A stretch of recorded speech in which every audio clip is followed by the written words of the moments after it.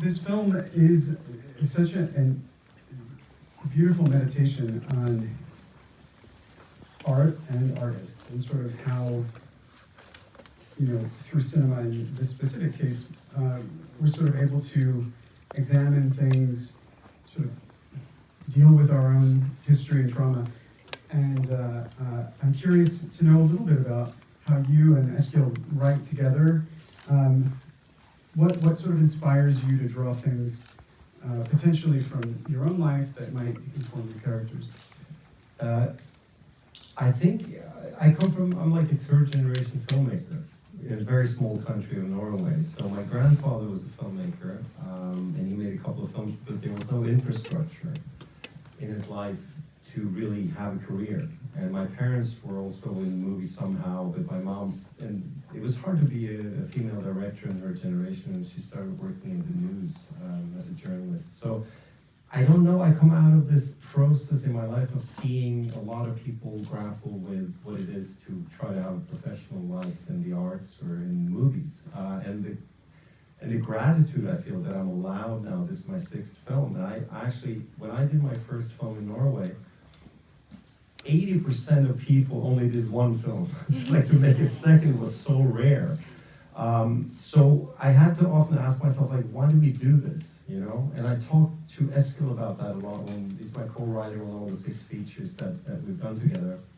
And I find that there is this yearning to just be allowed to make movies. That's one thing.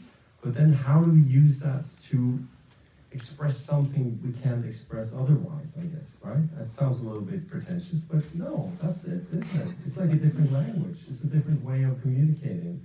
And it's not something, like in the film, we see this father character, Gustav Borg, who in many ways, I think he's quite different than me, I hope, in some ways, as a father, as a director. But yet, I do find it fascinating, and I love that aspect of him, that even though he's so clumsy with his social language, he's so emotionally attached and capable in his creative language. And that dichotomy we wanted to explore. There's so much kind of interesting contradictions in terms of his philosophy on family, like, saying that they're, kids are very important, but at the same time, the work sort of overshadows his relationship to them.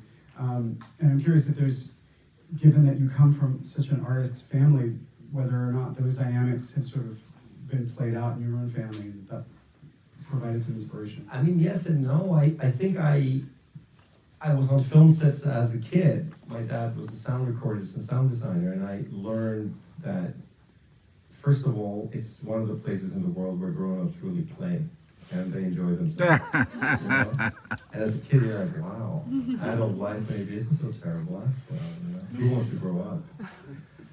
But you also learn there's structure, and my dad was away a lot, and I remember feeling that was complicated at times, and also this yearning to be allowed to come to that place where he was, So I understand some of that, and the paradox with these sisters in the film, I think, is they represent different aspects of that. Agnes, the younger sister, as we learned, felt a sense of immediacy and presence from the father that almost burned her. It was almost too strong when it left her again. Whereas Nora is the older sister, another Ransford's character, I perceive as someone who's exactly like the father, but she doesn't understand it. They are very similar. I perceive this story almost as a sad love story between the father and the daughter that don't know how to connect, but they actually are very similar. So I don't know. I don't know if that answers the question, but yeah. I'm curious about the sort of the dynamic between theater and film. Can you tell us a little bit about your own thoughts? Because, of course, Gustav saying, I just can't watch it. I can read it, but I can't watch it. It's very interesting. He's quite arrogant. I'm not from the theater. I have no experience of working with theater, but I don't have his arrogance. I admire it, and I genuinely, I get so. The fact that someone gets up and goes to work at 3 p.m. and does some yoga and some exercises and they're tired and they have issues and oh shit, there's too much tax to pay or something and they didn't, blah blah blah. And what am I doing after this? And then they go on stage and they're Hamlet for 3 hours. Wow. At the end of that, even if it's not the best Hamlet we've seen, I'm weeping. I'm moved by that. The endeavor of wanting to be a stage actor. Isn't it fantastic? Jesus, I couldn't do that. I don't come from that, but I admire it, as opposed to Gustav. But some of these actors look, Renate Reinsve did a lot of stage work, wonderful stage work. She does not have stage fright in this way, but we've spoken about people that do, and I see it as a metaphor for all things in life. The push and the pull, the yearning to do it, yet the anxiety of doing it. That's very human to me. So that aspect of it is why I think we went into the theater. It's the National Theater in Oslo, where Henrik Ibsen, for those of you who are interested in that kind of thing, did some of his first plays and stuff like that. So it's kind of an awesome place to be allowed to film, just as a building, I thought also. This could be totally off point, but you're using the score from The Shining in that? Yeah, it's a Berlioz classical piece, yeah. Is that a in any way? I guess that production is that a real show, or is that something we wrote? I'm very proud. It's my only try at Eskil and me doing theater.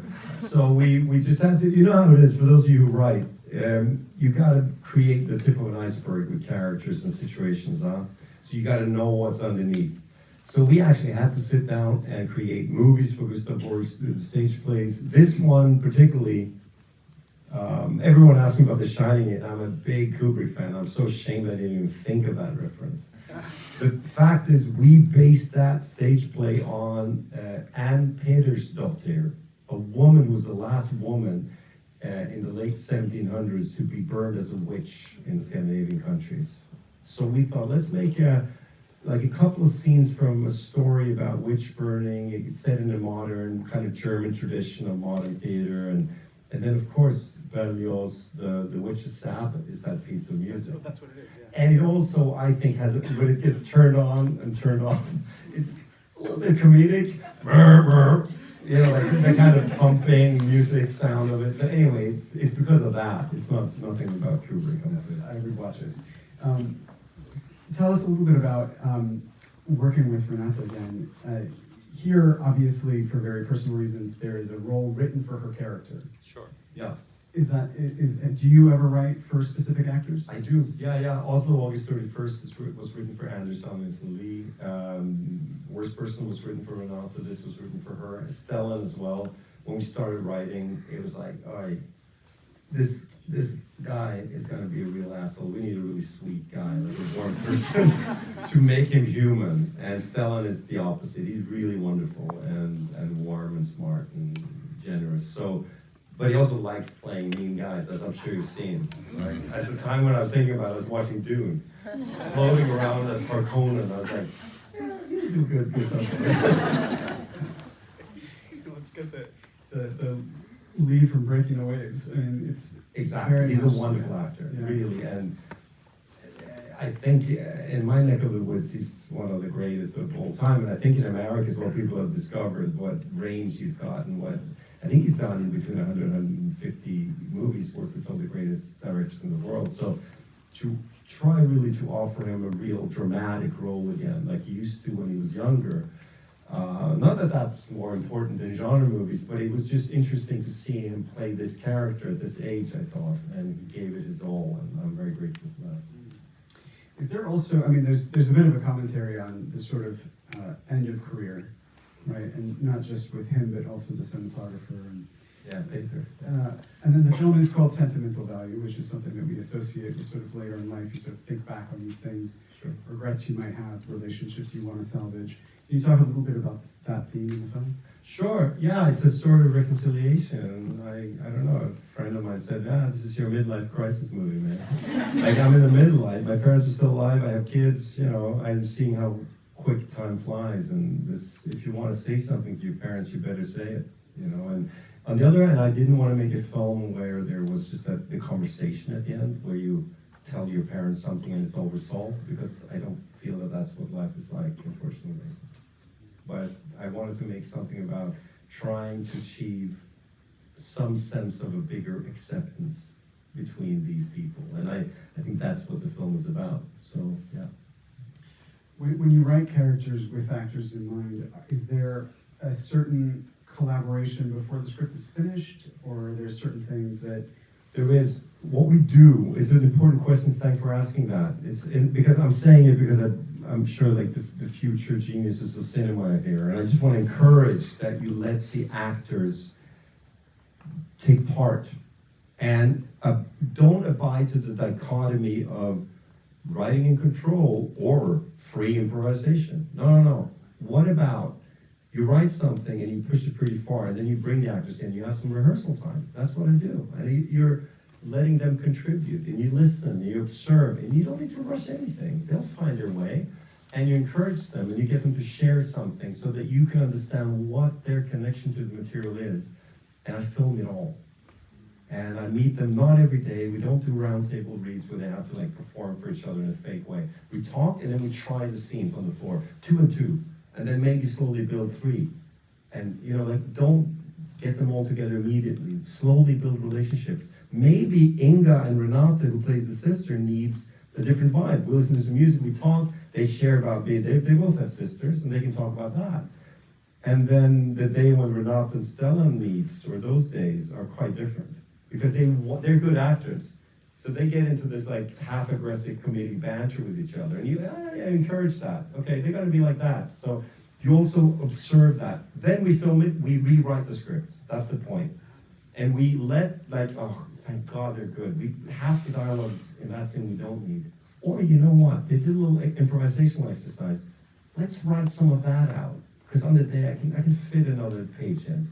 Because that was exciting. Maybe we'll get something better. So it doesn't mean that we change everything, and it's not free improvisation, but I encourage the fact that they can help me tailor the dialogue so it fits them more. Because some of you, I'm sure, writes eloquent dialogue and the words matter a lot. To me in Eskil, it's not. Dynamics matter. Dynamics meaning the dynamics of the scene, the development of the statements in a structure, but the actual wording, with some exceptions like the monologue that's read by Elle and then by Renata, of course the words matter there, but many places I don't feel that the words matter as much as the dynamic or the emotional presence of what they're going through. Was there a particular scene that you think that this process really elevated the original intention?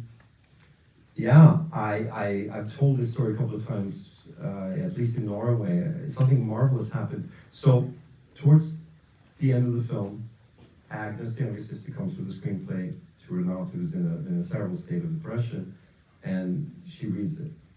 They sit on the bed afterwards, and they have this conversation, how come you turned out so good and I'm so bad? Well, I had you.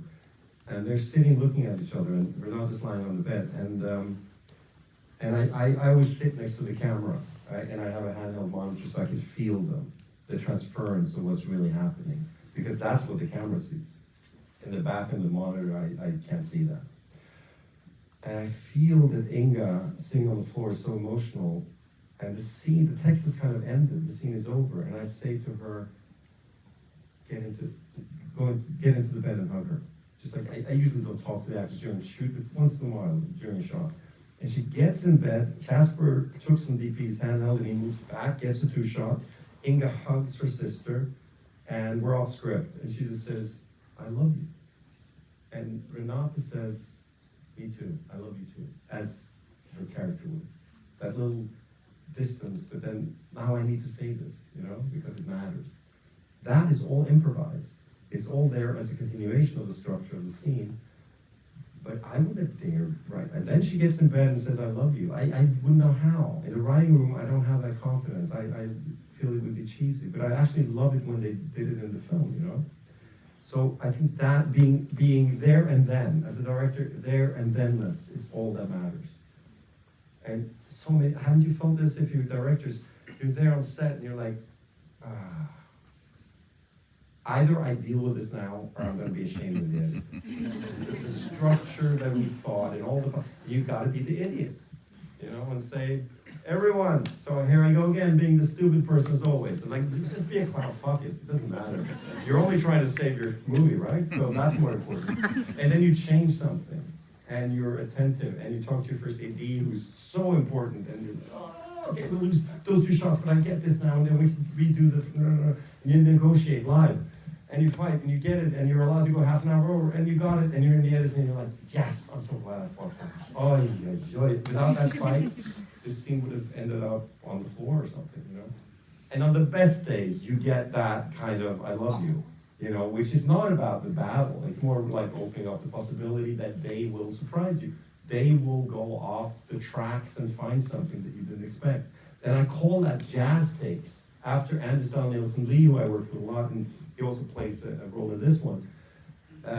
He's a musician, and he says jazz take, Joachim, is what you do. He called it that. Is that you want us to kind of stay in the scene, because we want to play the same tune, but you let us have a phrasing that's free, so that we can drop something, say something extra, surprise ourselves, surprise the other, so you get good response acting, all that stuff. So that's kind of what I find the most interesting at the moment, is to explore that. You get a really fantastic performance out of Elle Fanning, too. I think it's just fantastic in everything. And I'm curious if there was any difference in working with an American actress versus a Scandinavian cast, because you hear a lot about the difference between American film actors and British film actors, but I'm curious if that extends to Scandinavian. Good question. No, not at all, really. I think they all have their own style, and they're all really good, actually. She's very experienced. She's so good. I mean, I've kind of felt that we've seen her grow up in all these beautiful films. So she has that experience of a much senior actor to her age. But that gives her an advantage. She's smart at analyzing early. We could have really poignant conversation about detailing the script and things. But on the day, she's the same as everyone else. They're all trying to find versions of things. But what I find really exciting about her is that she's doing several modes of acting. It's very meta. She does the monologue that Renato reads at the end, but she does it as a good actor, right? Isn't that interesting? It's not a bad performance, but it's a style of acting that's kind of crafty. And then when she says to Gustav, I can't do your film, I'm the wrong person, and he says it's okay, then she weeps in such a different mode of acting. That's real vulnerability and a more subtle presence type of acting, right? And both are interesting, but they're different. And I think that Elle gets that and really strives for those nuanced changes. I found interesting. Well, we have to get you to AFI, so I want to open it to the students, because I know there's going to be a ton of questions. So we're going to pass mics. So, Diego, why don't you start right here? Easy. Shari, do you? I can get on my. Okay. Hello, congratulations on the awesome movie. Thank you. And thank you for being here. I was wondering, we've heard about like some directors like Tony Kaye or even Lynch, I think, who've said that they would hate it when studios would intervene when they didn't have like final say or final cut in the post-production. You know? Could you share with us your experience working with the studios? Did you have any that sort of negative, experience? Thank you for that question. It's an important issue, and it's complicated. I've never worked with a studio like that, you see. I work in a European financing system where the reasons that you see this ridiculously long roll at the end with all these logos is because a lot of people skip, like a Film Institute of France and Norway's and government funding, some private equity there, but also like a pre-sale to the French distributor, the American, like Neon, who distributes, who are fantastic. They buy the film as one of several distributors around the world, and they trust me to do the film that I want to do with my team. So I have final cut. I've always had it. Of course, that restricts the budget to a certain extent. I'm sure you could get to do different types of movies without final cut, but it's been okay for me. So the reason I will just say this is that often people think that final cut is about the power struggle, control. And my main argument with Final Cut would be this, that as a creative head, as the director, I have the cinematographer or production designer stay away from their families all year to to really sacrifice a lot to come to the film that we create our voice to express together. The actors bring everything from difficult technical achievements to their bodies and physique to traumas of childhood, God knows what, to that trust with me and that material. And it's my responsibility to convey that to an audience. And if some third party comes into that and says out of structural reasoning of finance or popularity, we're gonna mess around with that trust, that would be tricky for me. You understand? So it's about a trust issue. It's not about me, oh, I'm the boss of the movie. And to be quite frank, I test screen a lot for that purpose. So even the people that I have worked with in the past who've been a bit like, oh, is he going off the rails? You know, like, no, I'm responsible. I take care. I try to cut it down to appropriate length and to convey what we need to convey. I want to meet an audience, and I test screen a lot because no one can take it away from me. So I can show it to 100 people, and they fill out forms, and we talk, and, oh, did you get this? And to make the film better. So that's another argument. I'm trying to give you rhetoric here so that you can go and get final cut. But you can also say that to the grown-ups. Come on. If you trust me, I will take really far into exploring what it actually is without having to get into a political game of not showing it to people and stuff. Anyway, I'll get off my soapbox, but thanks for the question. Right there.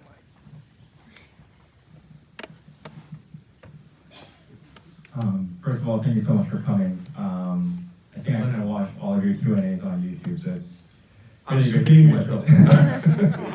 it's satisfied with such deep subject matter, because you kind of want to write about a lot of things, and a lot of voices kind of get into your head. So especially with the ending of this movie, I'm really curious what made you satisfied, or what kind of led you to this ending and kind of got to that final period on the page. Seagull. Thank you. Yeah, it depends movie to movie. In this one, the ending made me believe I wanted to do the film. The mutual or reciprocal gaze of a father and daughter who's achieved something together, where in art they can resolve something that they can never talk about. Whether that's someone going fishing with their dad and just doing something outside of that hindrance of the language, or whether it's actually creating art, like in this case, it's the same thing. They're doing something where language has stopped and they can do something together. And also the final shot, we've kind of, lack of a better term, dramaturgically raised the audience to understand what that physical space of that studio means, and the suicide of the grandmother, and the experience of Nora being inside a film that's kind of about her father, kind of about her, and kind of about an inherent grief from a grandmother. To me, that was an interesting notion. So we build it towards that. But I know the feeling you're talking about. Sometimes you don't know, and you discover it along the way even. But it's always nice with projects when you can build towards an end, I find. That's easier, I find. Thank you.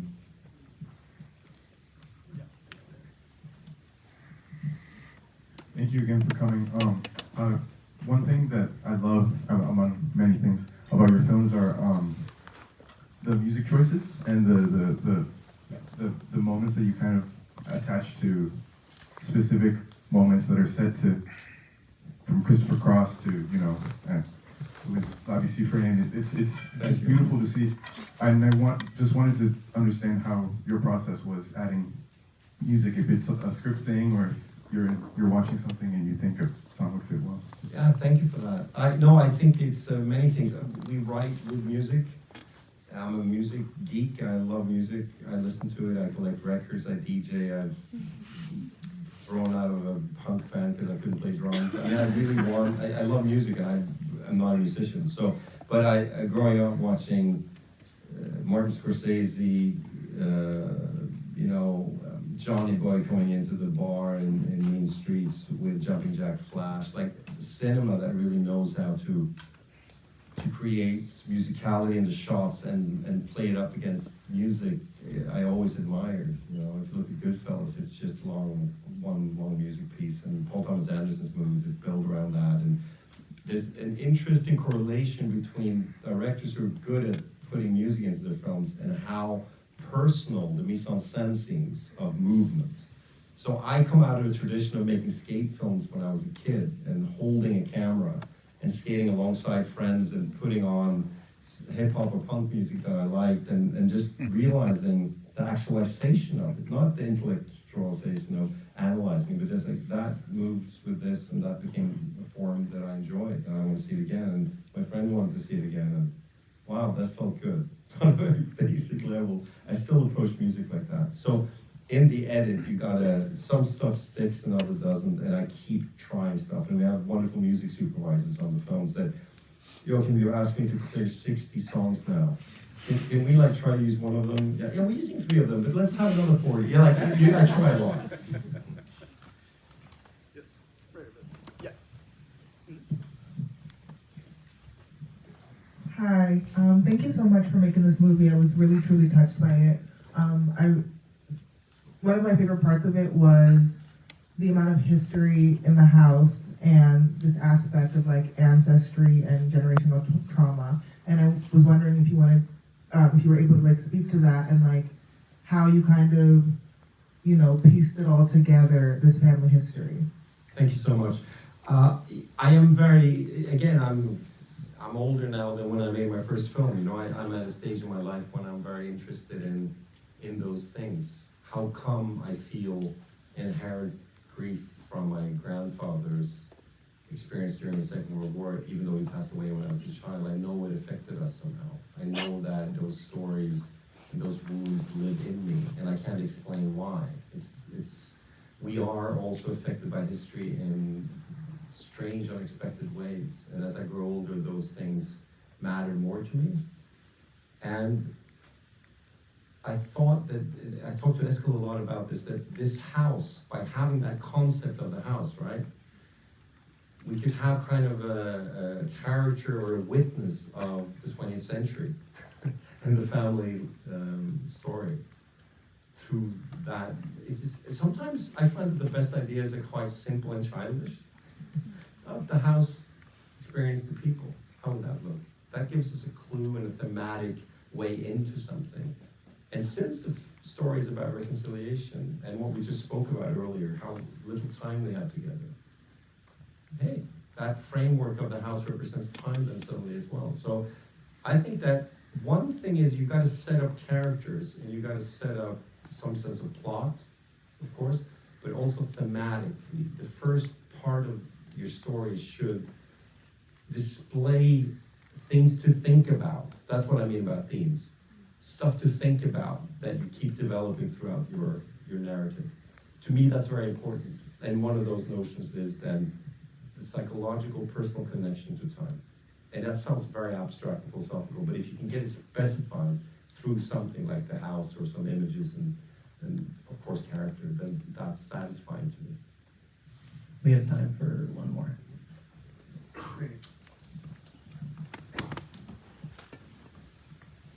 First off, thank you for coming, and thank you for the beautiful film that you showed.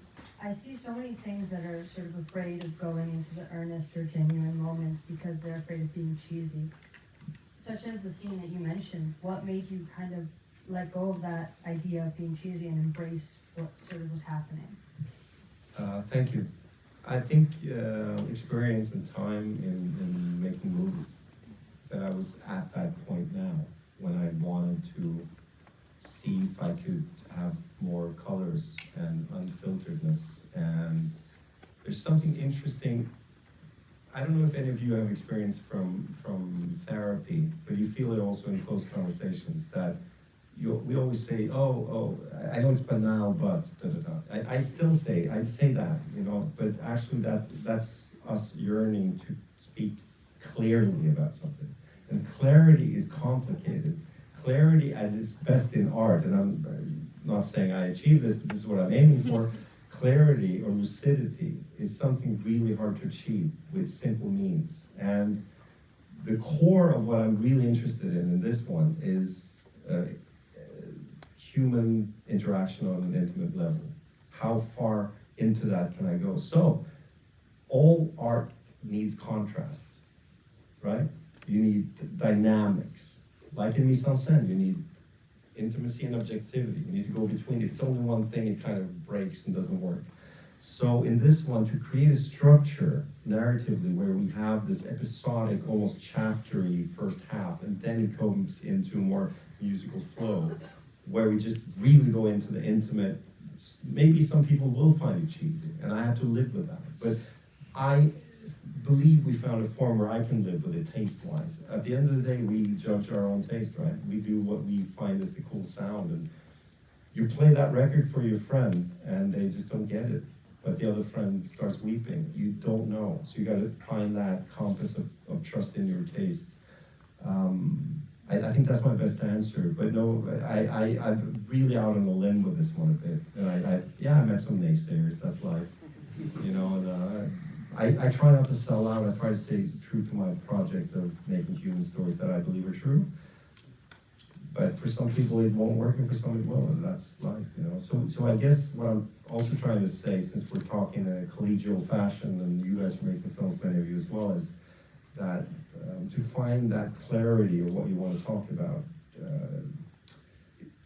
Of course, shame in an identity is there. Freud will teach us to not become narcissistic idiots that don't sense the other. You got to care about who you're talking to. At the same time, shame can create something uninteresting, or you're not expressing yourself. So that balance is important to keep working on, I think. So we have to get Joachim to AFI, so I'm really sorry to have to cut this short, but we do have to sort of have him go out the side door if you don't mind just staying in your seats for a second. Thank you so much. Thank you.